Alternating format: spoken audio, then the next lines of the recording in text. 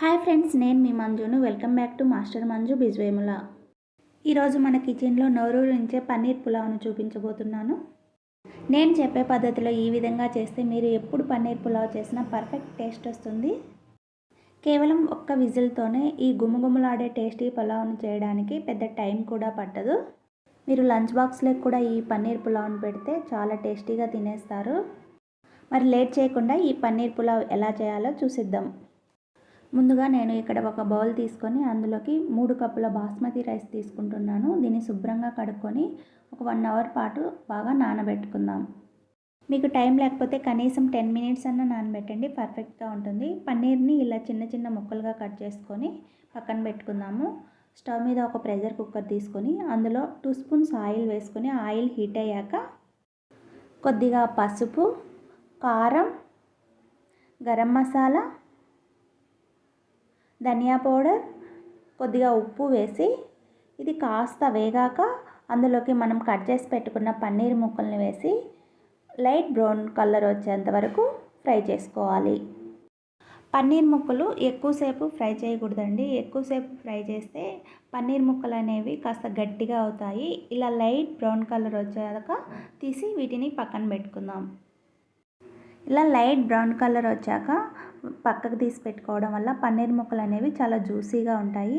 అదే ప్రెషర్ కుక్కర్లో మరో 2 స్పూన్స్ ఆయిల్ వేసుకొని ఆయిల్ వేడయ్యాక మసాలా దినుసులు వేసుకుందాం. బిర్యానీ ఆకు, చెక్క, లవంగాలు, యాలకులు, బండ పువ్వు, మరాఠీ మొగ్గ వేసి వీటిని కాస్త నూనెలో వేయించుకున్నాక అందులో ఒక పెద్ద సైజు ఆనియన్ను ఇలా చిన్న ముక్కలుగా కట్ చేసుకొని వేసుకోవాలి.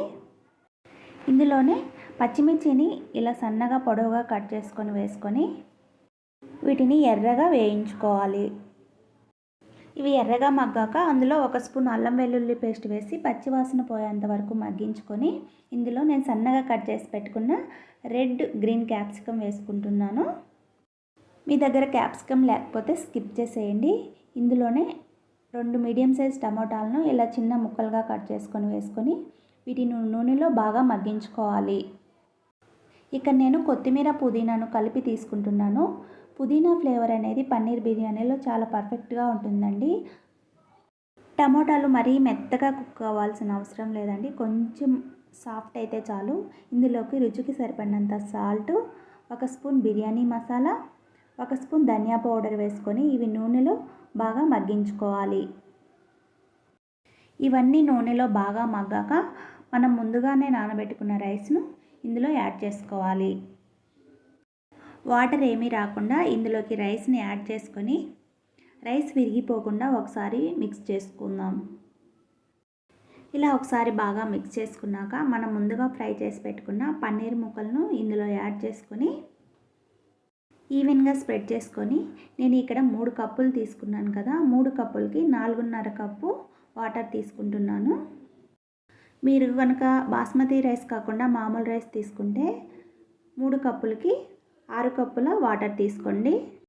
ఇందులోకి కొద్దిగా పుదీనాను వేసుకొని ఒకసారి మిక్స్ చేసుకొని మూత పెట్టి మీడియం ఫ్లేమ్లో ఒక విజిల్ రానిచ్చుకుంటే మనకు పులావ్ అనేది పర్ఫెక్ట్గా కుక్ అవుతుంది. చూడండి, స్టీమ్ అంతా పోయాక తీసి చూస్తే మనకు పులావ్ అనేది పర్ఫెక్ట్గా కుక్ అయింది.